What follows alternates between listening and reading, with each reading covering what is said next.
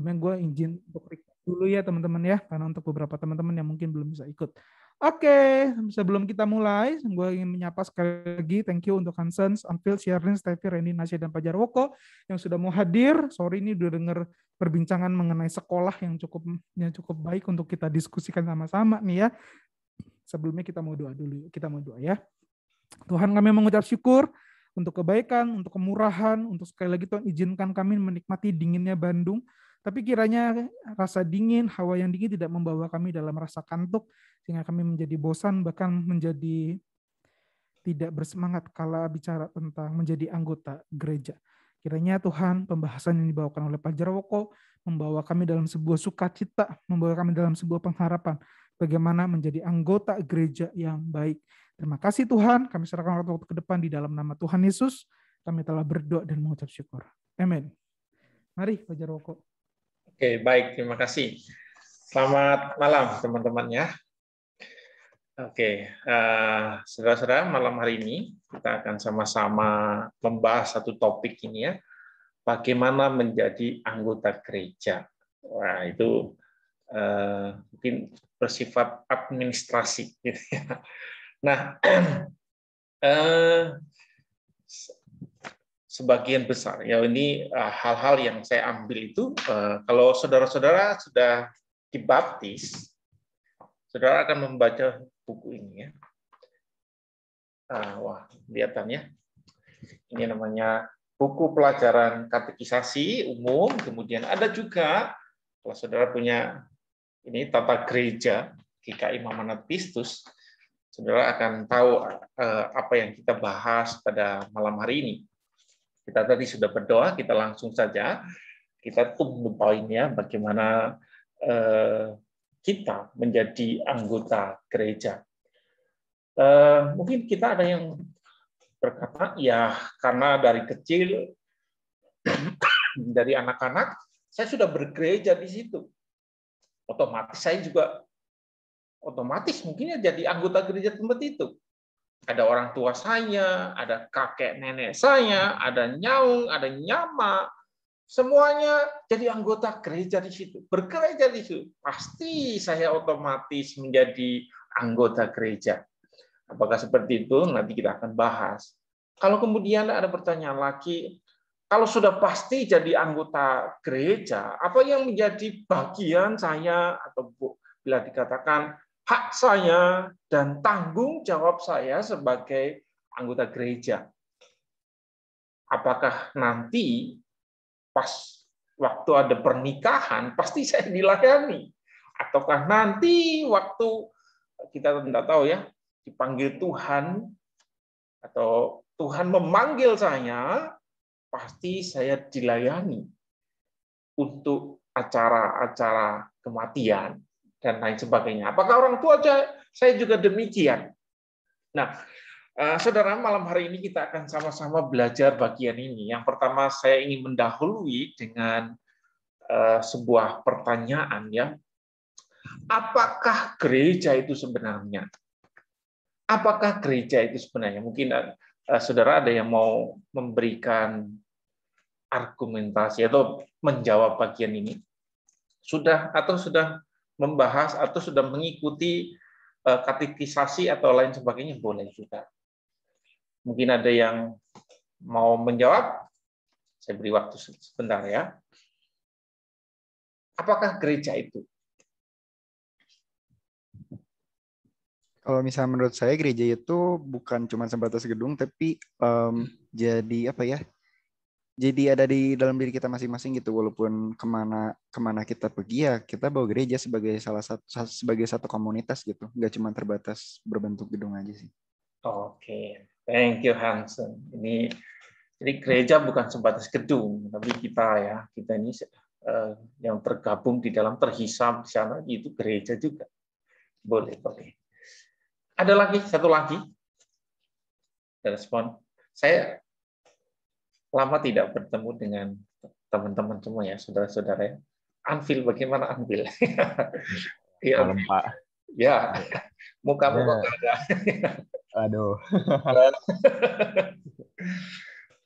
Sebenarnya kalau ya berpendapat sebenarnya sepakat sama Hansen ya, dan mungkin aku mau garis bawahin kata komunitas gitu. Jadi ya gereja itu tempat berkumpul gitu, orang-orang yang ya apa ya, teman-teman seiman gitu, saudara-saudara seiman gitu, untuk berkumpul, bersekutu, untuk bertemu dengan Tuhan gitu bersama-sama.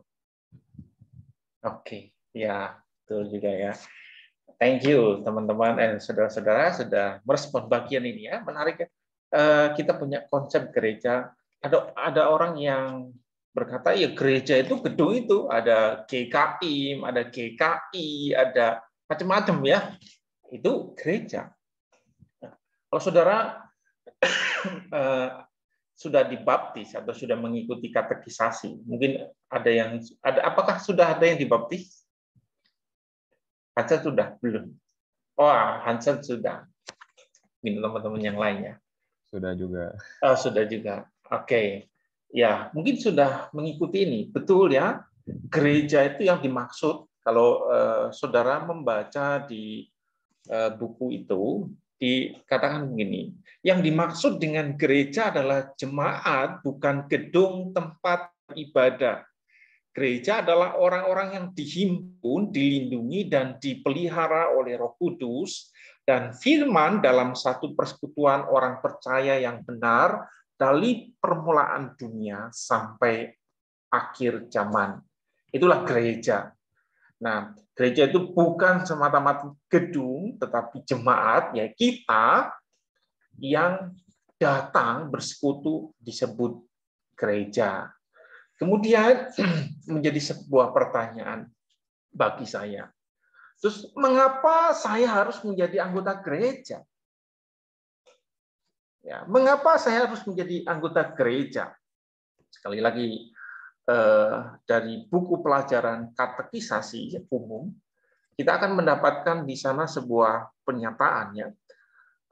Kalau secara umum saya jawab ya, karena kita ini dipanggil oleh Allah bersama untuk bersekutu, bertumbuh, maka kita menjadi anggota gereja. Berdirinya gereja atau jemaat itu bukan hasil dari usaha manusia, tetapi karya Allah. Ya, berdasarkan apa?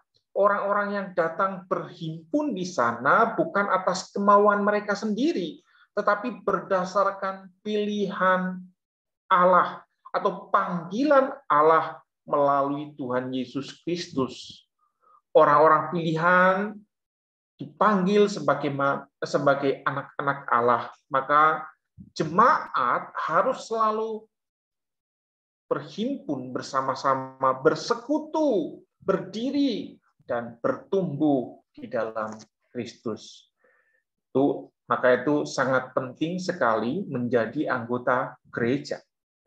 Kenapa? Kalau kita sendiri, kita nggak pernah berdiskusi, kita tidak pernah mendengar mungkin firman Tuhan yang kita mungkin seperti biasa itu, ya karena saya sudah percaya Yesus, saya yakin saya menjadi orang percaya diselamatkan, betul.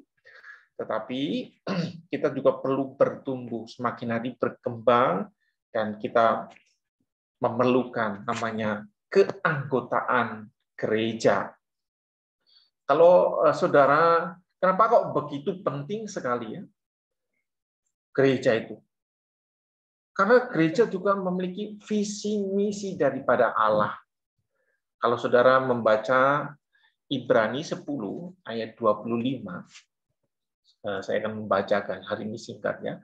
Janganlah kita menjauhkan diri dari pertemuan-pertemuan ibadah kita seperti dibiasakan oleh beberapa orang, tetapi marilah kita saling menasihati dan semakin giat melakukannya menjelang hari Tuhan yang mendekat.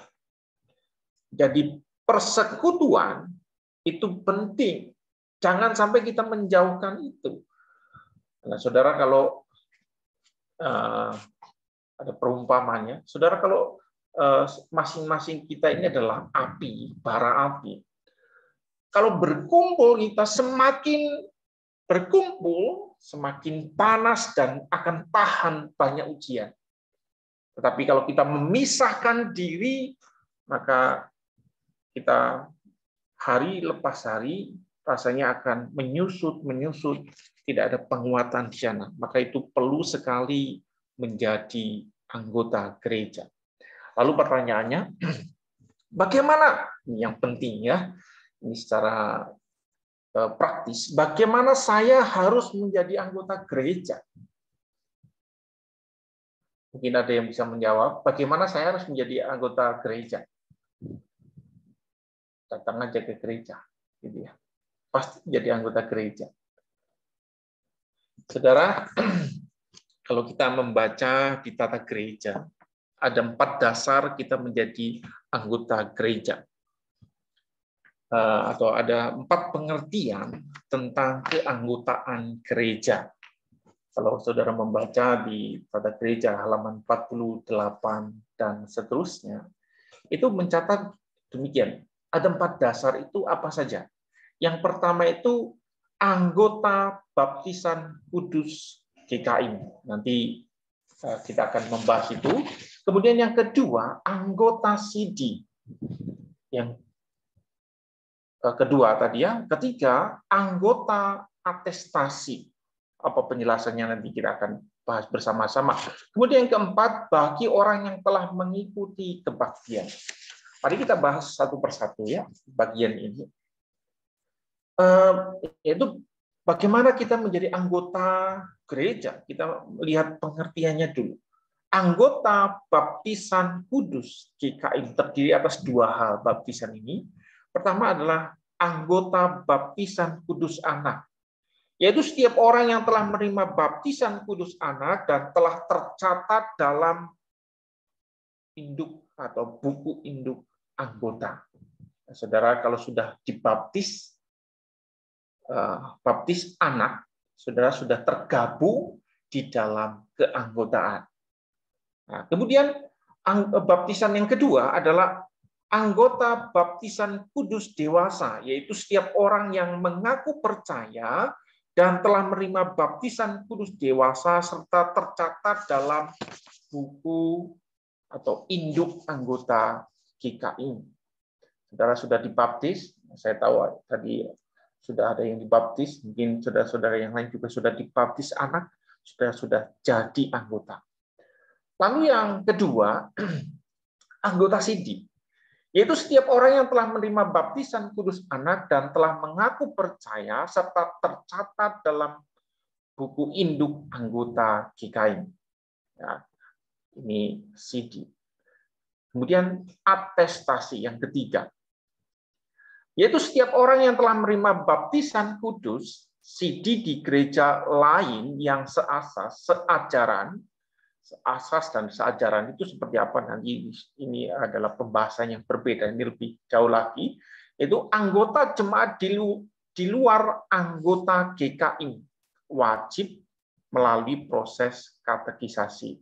Jadi sudah dibaptis di sana, kemudian mau atestasi itu dari gereja lain, misalnya dari GKI mau ke GKI, caranya bagaimana? Kita atestasi, berpindah begitu ya, berpindah anggota. Yang keempat, bagi orang yang telah mengikuti kebaktian, keanggotaannya di sini di kegiatan GKI atau sedang mengikuti katekisasi namun belum dibaptis atau CD atau atestasi menjadi anggota jemaat GKI yang disebut sebagai simpatisan jemaat GKI. Wah, jadi kalau berdasarkan 4 hal ini, saudara mungkin ada satu bagian, atau sudah 2 bagian, atau yang lainnya, saudara sudah menjadi anggota, yaitu bagaimana cara menjadi anggota gereja. Sudah terjawab di sana ya. Nah, saudara kalau sudah menjadi anggota, atau kita sudah jadi anggota gereja, saya kira-kira 7 atau 10 menit selesai ya. Nanti ada acara lagi ya. Lalu apa hak dan tanggung jawab kita?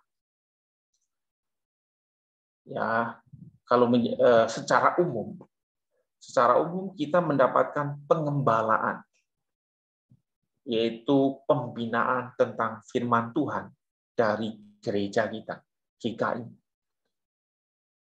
Kemudian kita juga, kalau misalnya kita sudah dibaptis anak, kita juga boleh menjadi anggota pengurus badan pembantu, kecuali sebagai ketua, sekretaris, dan bendara. Itu ini ya. Kemudian lalu tanggung jawabnya apa? Yaitu mengikuti katekisasi dan dengan kesadaran sendiri mengaku percaya dan taat. Kedua, secara pribadi atau bersama-sama mewujudkan misi gereja. Nah, saudara nanti bisa membaca di tata gereja bagian-bagian ini. Ya, ada hak dan tanggung jawab yang kita akan ambil atau lakukan di dalam sana. Yang saya mau tekankan adalah, nanti saudara bisa tahu semuanya, yang saya tekankan adalah, saudara tahukah visi misi dari gereja kita? Masih ingat atau tidak? Karena kita sudah lama ya. Di warta itu ada ya. Kita juga perlu melakukan hal ini. Saudara, mau saya sedikit share ya. Kita perlu melakukan ini sebagai anggota gereja GKI Amanat Kristus. Ketika kita menerima warta waktu itu, waktu masih bisa online offline ya, yaitu kita harus tahu ini visi misi apa sih yang mau diwujudkan di GKI itu. Sini jelas ya, visinya. Kalau tema utamanya itu mengalami Tuhan dan menjangkau jiwa. Visinya menjadi jemaat yang mengalami Allah dan menjangkau jiwa. Ada misinya, tempat ibadah yang permanen. Kita bersyukur hari ini kita sudah mendapatkannya.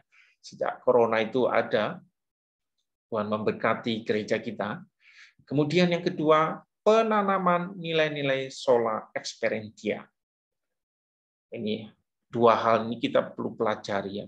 Ini kata istilah penyelenggaraan atau menyelenggarakan ibadah experientia.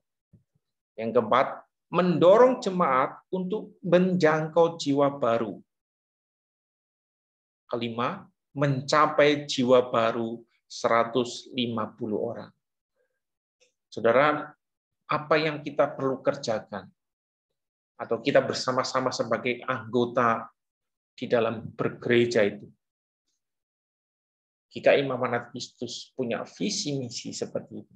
Mari kita bersama-sama mewujudkan, dan ini semuanya untuk pekerjaan atau untuk kemuliaan nama Kristus.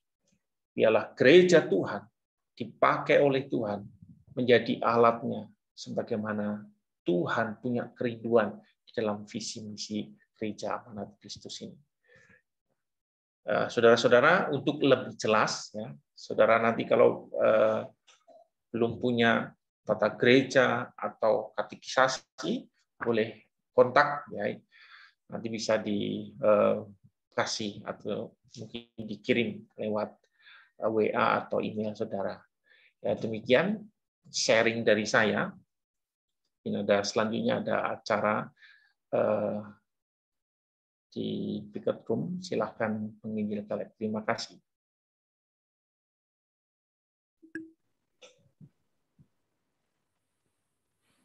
Wah, kameranya terbalik sebentar ya. Teman-teman ada yang mau nanya? Karena pembahasannya ini adalah buku tata gereja. Gue rasa semuanya belum punya tata gereja ya, dan belum ada yang terbaru karena memang ini masih dalam bentuk draft, teman-teman. Apa yang dibawakan oleh Pak Jarwoko adalah salah satu hal yang baik ya, bicara tentang tata gereja. Tapi teman-teman boleh nggak hanya memperlengkapi ya? Bolehkah kita menjadi pentingnya anggota gereja adalah, bolehkah baca dari sebentar ya, Yohanes 14 ayatnya yang Yohanes 17 ayat ke-21. Bolehkah ada yang membukakan buat kita semua Yohanes 17 ayat ke-21?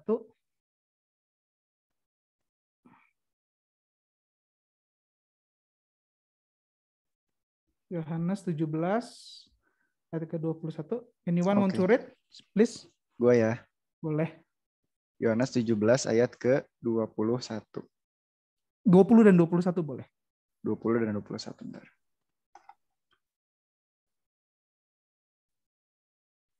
Oke, Yohanes 17 ayat 20 ya. Dan bukan untuk mereka ini saja aku berdoa, tetapi juga untuk orang-orang yang percaya kepadaku oleh pemberitaan mereka, supaya mereka semua menjadi satu, sama seperti Engkau ya Bapa, di dalam aku dan aku di dalam Engkau, agar mereka juga di dalam kita, supaya dunia percaya bahwa Engkaulah yang telah mengutus aku. Thank you, Hansen udah mau baca ya. Teman-teman, firman Tuhan yang barusan kita dengerin dari Hansen sebenarnya adalah firman Tuhan yang menjadi doa dari menjadi doa dari seorang bernama Tuhan Yesus kepada murid-muridnya sebelum ia akhirnya meninggalkan dunia ya. Ini menjadi doa, menjadi harapannya begitu ya. Maka ketika Tuhan berkata, dan bukan untuk mereka ini saja aku berdoa, tapi untuk siapa? Orang-orang percaya. Siapa yang orang yang percaya hari ini? Hari ini mungkin banyak banget yang belum dibaptis ya. Hari ini masih ada Steffi, masih ada Randy, Fang, Sian, Masya, atau Nadine yang juga belum dibaptis. Tapi percaya kepadaku, kalau tadi istilah Pak Jaroko telah diterima oleh baptisan anak, begitu ya, menjadi bukti kita adalah umat perjanjian, menjadi bukti bahwa kita percaya kepada one person, itu Tuhan Yesus, begitu, dan sebagai juru selamat kita, maka teman-teman akan melihat bahwa doa ini juga berlaku kepada kita. Doanya supaya apa? Ayat ke-21, supaya mereka semua menjadi satu. Bukan menjadi banyak, begitu ya. Bukan terpisah. Kalau kemarin minggu lalu kita udah belajar pentingnya bagaimana kita menjadi anggota tubuh Kristus untuk menjadi satu dengan kepala gereja. Sama seperti Engkau ya Bapa di dalam aku dan aku di dalam Engkau, agar mereka juga di dalam kita. Terakhir Tuhan katakan apa? Supaya dunia percaya bahwa Engkaulah yang telah mengutus aku, bahwa Engkau juga, yaitu Bapa, ada di dalam kita. Maka menjadi anggota gereja bukan serta-merta karena telah dibaptis, bukan serta-merta karena kita telah percaya Tuhan. Enggak, jauh lebih dari situ. Kita menjadi anggota gereja sebagai ungkapan cinta kasih kita kepada Tuhan. Maka kita punya fungsi untuk saling memperlengkapi, saling melayani. Itu menjadi salah satu fungsi kita untuk agar apa? Agar dunia tahu dan percaya bahwa Engkaulah yang telah mengutus Tuhan, Engkau juga yang ada di dalam kita. Inilah fungsi mengapa penting kita menjadi anggota gereja. How to-nya bagaimana? Ya kembali ke 1 Korintus yang kita udah kemarin bahas, 1 Korintus 12, yaitu sama-sama saling melayani anggota gereja. Ini esensi paling penting. Maka kemudian barulah kita memahami tata gereja. Tadi kan udah dibahas ya, Pak Jaroko dengan baik membacakan buat kita semua bagaimana menjadi anggota tata gereja, bahkan mengajak kita yang belum nih, yuk, yang belum menikmati katekisasi ya, Nico Hansen, Anfield Sherlyn boleh cerita sedikit mengenai katekisasinya gimana? Apa yang dipelajari Nico Hansen, Anfield Sherlyn? Ci Sherlyn dulu lah, Ci Sherlyn dulu yang boleh cerita nggak Ci? Gimana katekisasi Ci?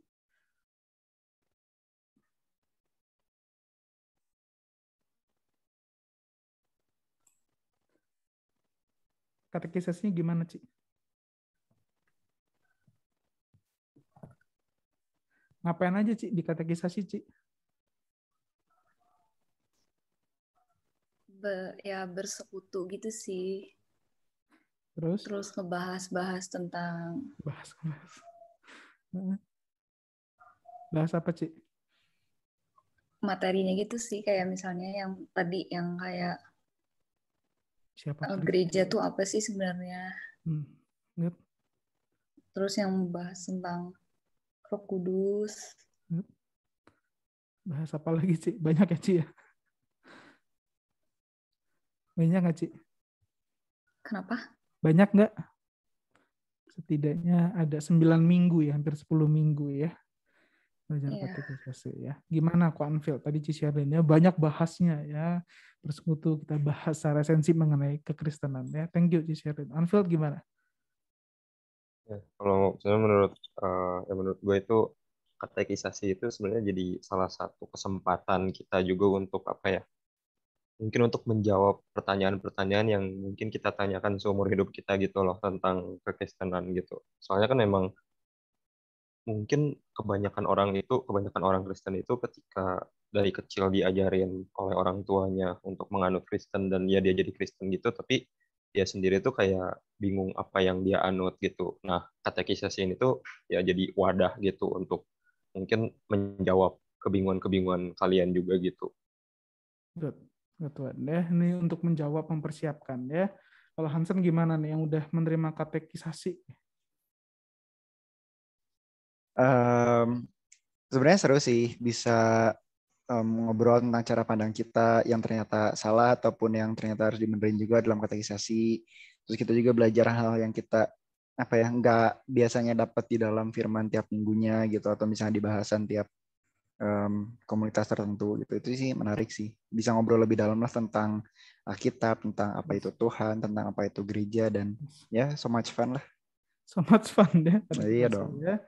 Nah, teman-teman, maka tadi kan kita bilang, tadi kan Tuhan Yesus sudah bilang, dia doa buat kita untuk percaya, ngapain sih dikatekisasi kok. Apalagi tadi bilang belajar banyak hal, bisa ngobrolin, bisa jawab.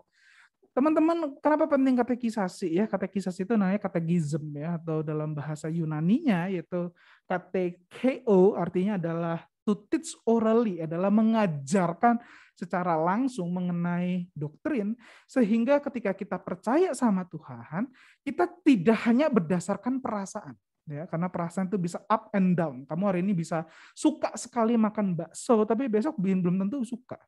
Tapi ketika kamu percaya sama Tuhan, kamu punya iman. Maka kalau andekan C.S. Lewis selalu bilang, iman itu apa? Iman itu adalah cara bertahan, seni bertahan untuk tetap meyakini apa yang kita percaya. Maka ketika kalian sudah siap, kalian akan katekisasi, akan ngobrol, sehingga bukan hanya cinta ke Tuhan, tapi dipandu oleh kebenaran. Itu bisa dibaca di, kalau tidak salah, di Efesus 1, kalau tidak salah, bagaimana rasa cinta itu dipandu oleh kebenaran. Maka kita mengasihi Tuhan bukan karena sayang, enggak ya, tapi karena Tuhan sudah memilih, maka kita menerima roti, menerima anggur, menerima baptisnya, kita menerima baptisan, menerima sakramen, itu semua karena anugerah Tuhan. Maka sebagai satu anggota gereja, penting bagi kita untuk melayani. Hari ini breakout room teman-teman, kalian akan ditawarkan untuk menjadi dua hal, untuk menjadi sebuah anggota gereja yang baik ya. Bagaimana kita menjadi anggota gereja yang bisa saling melayani satu sama yang lain.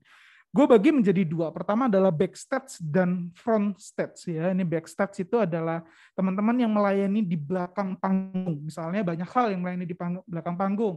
Ada mereka yang melayani secara multimedia, hari H, dan posnya itu yang akan dibawakan oleh gue. Nanti ya untuk di front stage ya, yang orang-orang yang bekerja di depan panggung itu yang akan dibawakan, dibantu oleh Koko Hansen, di mana kita akan belajar apa aja yang diperlukan di depan panggung. Nah, itu sama saling melengkapi satu sama yang lain. Maka ibadah hari Minggu yang kamu saksikan, yang katanya tanda kutip bisa jadi membosankan gitu ya, itu semua melalui banyak sekali proses yang perlu kita kenal, perlu kita juga untuk tahu ya. Nanti kita akan dibagi, kalian bisa pilih sendiri gitu ya, pilih sendiri mau backstage atau frontstage, tapi kita boleh kasih tepuk tangan terima kasih untuk Pak Jarwoko yang telah mengajarkan kita mengenai tata gereja ya, ini satu hal yang paling penting begitu ya. Bolehkah kita kasih tepuk tangan terima kasih Pak Jarwoko, selagi sekiannya nama Tuhan dipermuliakan ya. Sekali lagi teman-teman, terima kasih Pak Jarwoko, sampai ketemu di lain yang waktu. Tuhan Yesus Kita memberkati. ketemu, Tuhan memberkati teman-teman semuanya. Saya live ya.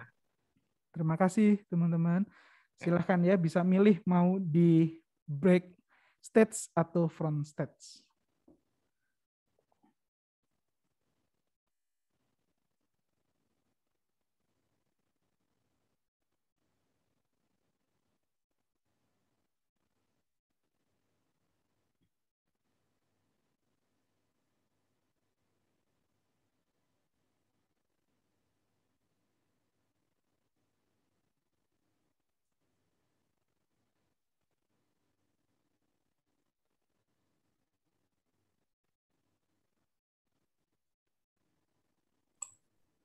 Kok aku nggak bisa milih?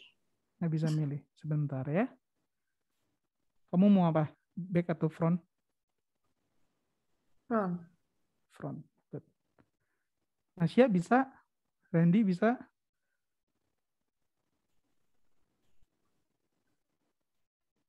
Kasih kok. Ayo. Randy, Nasya bisa dengar? Teman-teman yang mengikuti via recording nanti selesai ini, teman-teman akan sama-sama menikmati, bisa ngobrol langsung ke gua atau ke Ko Hansen ya. Via gue juga boleh, nanti kita akan ngobrolin sama-sama karena nanti di backstage kalian akan belajar untuk banyak hal ya.